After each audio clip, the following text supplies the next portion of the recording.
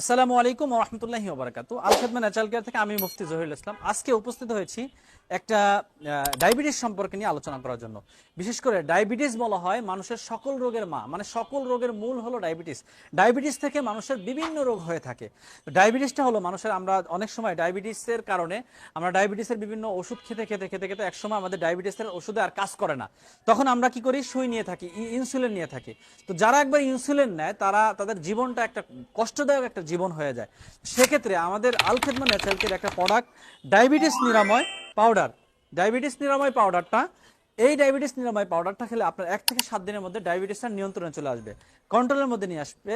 এবং পাশাপাশি আপনার ডায়াবেটিসটাকে আপনি যদি খাওয়া দাওয়া কন্ট্রোল করেন এবং সবকিছু যদি আপনি কন্ট্রোল করেন, তাহলে আপনার স্বাভাবিকভাবে আর ডায়াবেটিস ওষুধ সেবন করা লাগবে না। অল্প কিছুদিন আপনি এটা 2-3 মাস খাওয়ার মধ্যে আপনি আপনার ডায়াবেটিসটা একবারে নিয়ন্ত্রণে নিয়ে আসবেন।